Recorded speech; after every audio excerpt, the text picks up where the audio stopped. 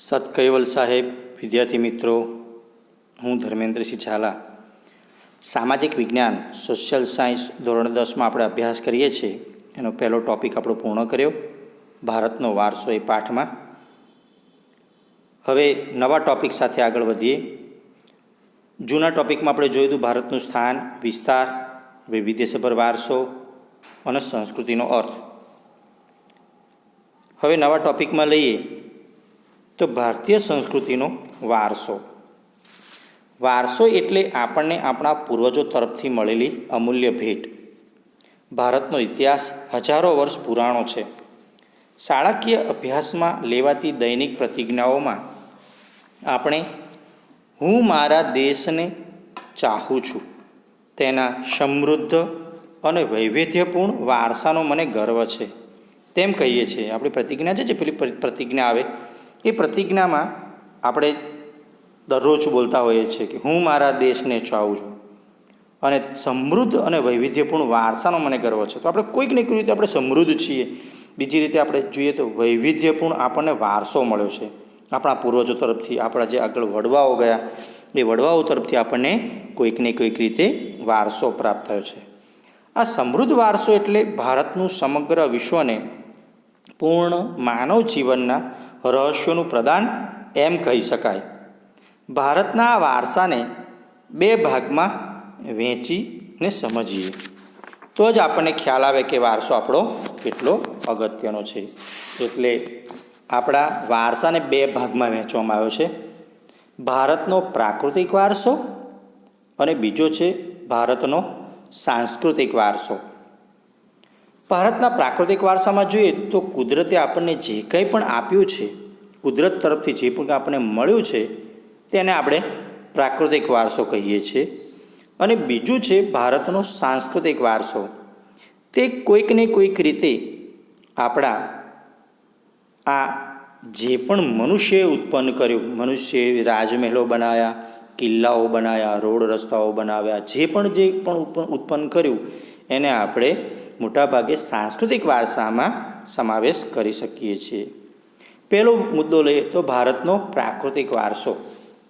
તો પહેલી વ્યાખ્યા છે, પ્રકૃતિ, પર્યાવરણ અને માનવ જીવનની વચ્ચેના નિકટતમ સંબંધોનું પરિણામ એટલે પ્રાકૃતિક વારસો. આ વ્યાખ્યા મોડે કરવાની છે.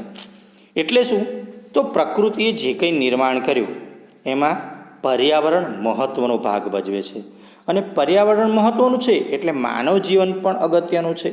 તો બંને વચ્ચેના નિકટતમ સંબંધ, બંને વગર રહી શકાય નહીં. પર્યાવરણ પણ જરૂરી છે માનવ જીવનને, તો આપણે પ્રકૃતિ દ્વારા પ્રાપ્ત થયું છે.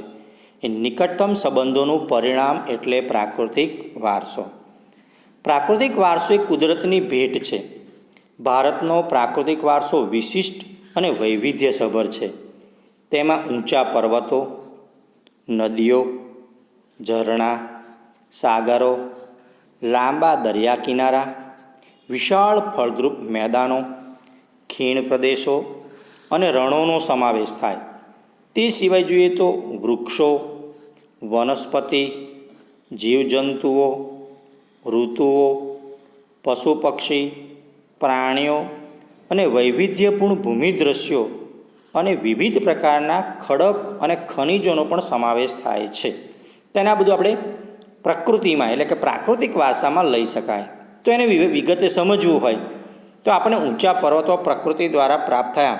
વર્ષો પહેલાં જે લાવારસ નીકળ્યો, ક્યાં કોઈ જગ્યાએ પહાડો બહાર ઊંચા આવી ગયા, એ ઊંચા પર્વતોનું નિર્માણ થયું.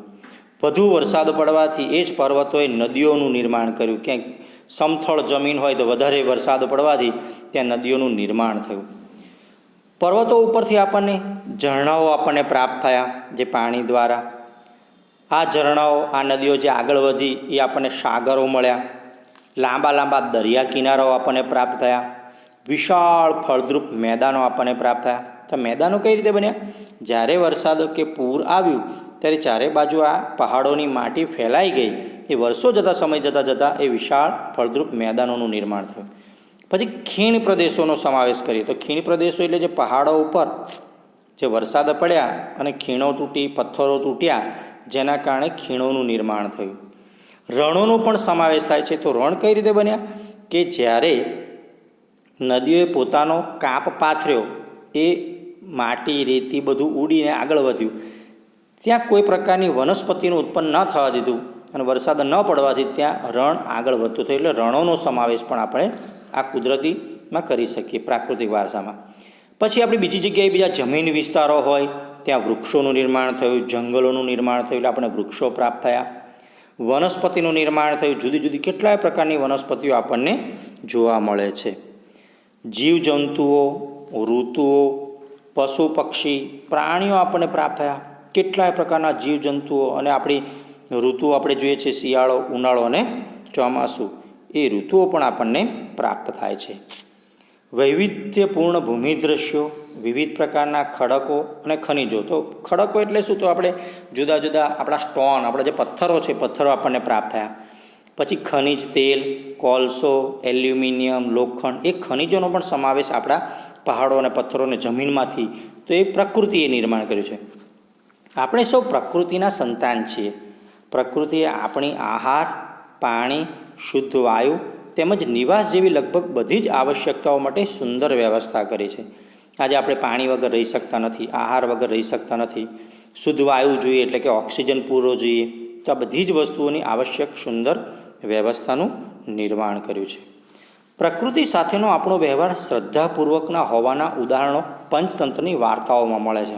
કેટલા પ્રકારની આપણે વાર્તાઓ સાંભળી છે, એ વાર્તાઓમાં જાણીએ છીએ કે આપણે પ્રકૃતિ સાથે સંબંધ છે. પ્રાણી પશુ પંખીની વાર્તાઓ એમાં આવે છે, વૃક્ષોની પણ એમાં વાત આવે છે.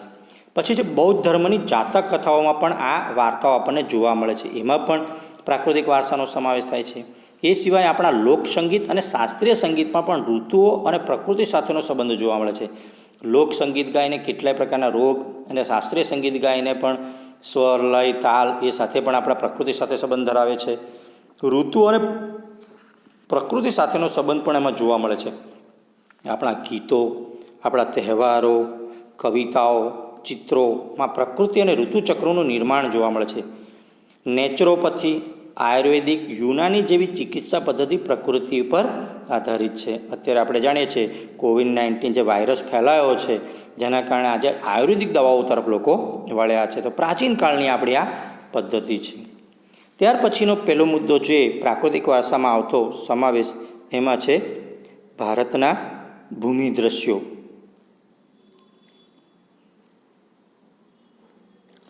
ભૂમિ આકારો દ્વારા અનેક ભૂમિ દૃશ્યોનું સર્જન જોવા મળે છે.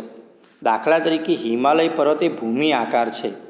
હિમાલયમાં અનેક પ્રકારની ઉપયોગી વનસ્પતિ, ખનિજો, અવનવા પશુ પંખી અને શિખરો બરફથી છવાયેલા રહે છે. તેનાથી મોટી નદીઓ બારેમાસ ભરપૂર પાણીથી સમૃદ્ધ રહે છે. જે વરસાદ પડે, વરસાદથી તો ઘણી બધી નદીઓ આગળ વધતી જ હોય, ઘણી બધી નદીઓમાં પાણી આવે ચોમાસા દરમિયાન.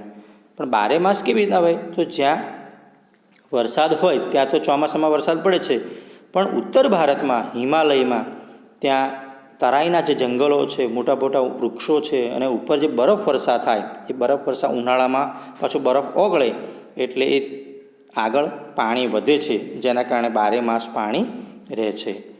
તરાઈના જંગલો પણ આવેલા છે, એટલે કે ઊંચા મોટા પહાડોની અંદર મોટા મોટા વૃક્ષો આપણી તરાઈના જંગલો કહેવાય છે. હિમાલયમાં અમરનાથની જે ગુફા કહેવાય છે, અમરનાથમાં લોકો દર્શન કરવા જશે, બદ્રીનાથ, કેદારનાથ જેવા યાત્રાના સ્થળો, નંદાદેવી જેવા શિખરો આવેલા છે. અને ભારત માટે હિમાલયનું મહત્ત્વ ઘણું છે. તો હિમાલયમાં યાત્રા સ્થાનો છે.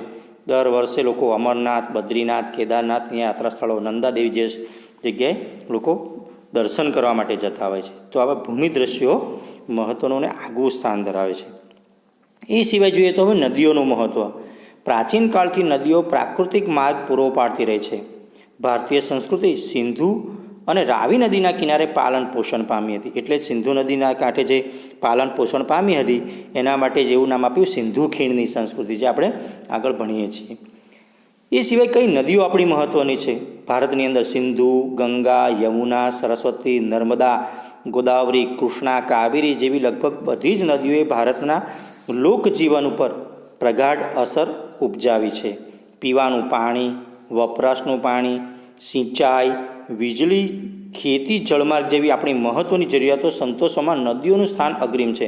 પહેલાં તો પીવાનું પાણી જ આપણે નદીઓ આપણને પૂરું પાડે છે, વપરાશનું પાણી પણ આપણે પૂરું પાડે છે, અને હવે તો બહુ જ ઉપયોગી છે એ સિંચાઈ. આપણે નર્મદા નદી ઉપર બંધ બાંધી અને આખા ગુજરાતને સિંચાઈથી પાણી પૂરું પડે છે. એ જ નર્મદા પર બંધ બાંધી વીજળી આપણે મેળવી અને ગુજરાતને પૂરી પાડવામાં આવે છે. ઘણા બધા નાના મોટા ડેમ છે જેનાથી આપણે વીજળી મેળવીએ છીએ. ખેતીમાં પણ પાણીનો ઉપયોગ કરીએ છીએ. અને જળમાર્ગમાં તો ગંગા જેવી મોટી નદીઓ, ગંગા, યમુના, બ્રહ્મપુત્ર જેવી નદીઓ આપણને જળમાર્ગ પૂરો પાડે છે. એક ગામથી બીજે ગામ જવા માટે, એક રાજ્યમાંથી બીજા રાજ્યમાં જવા માટે પણ જળમાર્ગ જરૂરી છે. તો જરૂરિયાતો આવી રીતના નદીઓ સંતોષે છે. તે ઉપરાંત માટીના વાસણો પણ આપણને એમાંથી મળે છે. મકાનો, લીપણ અને ઉદ્યોગોનો વિકાસ માટે પણ માનવીએ નદીના પાણી ઉપર આધારિત રહેવું પડ્યું છે. આજે આપણે જાણ ઉદ્યોગોમાં ખૂબ જ પાણીની જરૂરિયાત પડે છે, જે ઉદ્યોગોને આપણે પૂરું પાડીએ છીએ. શેરડી હોય, સણ હોય, તેમાં નદી કાંઠે જ એ લોકો પાણીને મળી રહે ઝડપથી તેવા જગ્યાએ ઉદ્યોગોનું નિર્માણ થાય છે. કાપડ ઉદ્યોગમાં પણ પાણીની જરૂરિયાત વધારે રહે. શણમાં તો ખાસ કરીને, એટલે બધી જ નદી કાંઠે જ, ગંગા નદીના કાંઠે શણની મિલો વધારે આવેલી છે. આમ નદીઓએ ભારતીય પ્રજા જીવનને સમૃદ્ધ બનાવ્યું છે. આપણી સંસ્કૃતિમાં પ્રાચીન કાળથી નદી કિનારા ઉષા અને સંધ્યાના વિવિધ ભૂમિ દ્રશ્યો દ્વારા ભરપૂર સૌંદર્ય આપણને મળે છે. ઉષા એટલે સવારનો સમય, જે સવારે સૂર્ય ઉગે ત્યારે આપણી આંખો સામે જોવાની બહુ જ મજા આવે. એવી જ રીતના સંધ્યાનો સમય, સંધ્યા તો બધાએ જોયું હોય, નદી કાંઠે જોયું હોય તો ઓર મજા આવે. તો વિવિધ ભૂમિ દ્રશ્યો દ્વારા ભરપૂર સૌંદર્ય, કલાસૂચ અને કૌશલ્યનો વિકાસ પણ આ પ્રકૃતિના વારસામાંથી આપણને મળ્યો છે. તો જોયું મિત્રો, કેવું આપણને પ્રાકૃતિક વારસામાંથી આ બધું મળે છે. તેથી આપણે નદીઓને લોકમાતાનું બહુમાન આપ્યું છે. એટલે નદીઓને શું કહેવામાં આવે છે? લોકમાતા. જેના કારણે આપણે નદીઓની પૂજા કરીએ છીએ. મહીસાગર નદી આપણી બાજુમાં આવેલી છે, ગંગા નદી છે, એની પણ લોકો દર્શન કરવા જાય છે. નર્મદા નદીમાં દર્શન કરવા જાય છે, અને મહીસાગરમાં પણ લોકો સ્નાન કરવા જાય છે. તો લોકમાતાનું નામ એવું આપવામાં આવ્યું છે, અને નદીઓને માતા કહીને એનું બહુમાન આપવામાં આવ્યું છે. તો આજે આપણે આ બે ટૉપિક ભણ્યા, ભૂમિ દ્રશ્યો અને નદીઓ. એ બંને ટૉપિક પણ પરીક્ષાને લગતા અગત્યના છે. એમાં મુખ્ય છે નદીઓને ખાસ તૈયાર કરવો. આભાર. Thank you.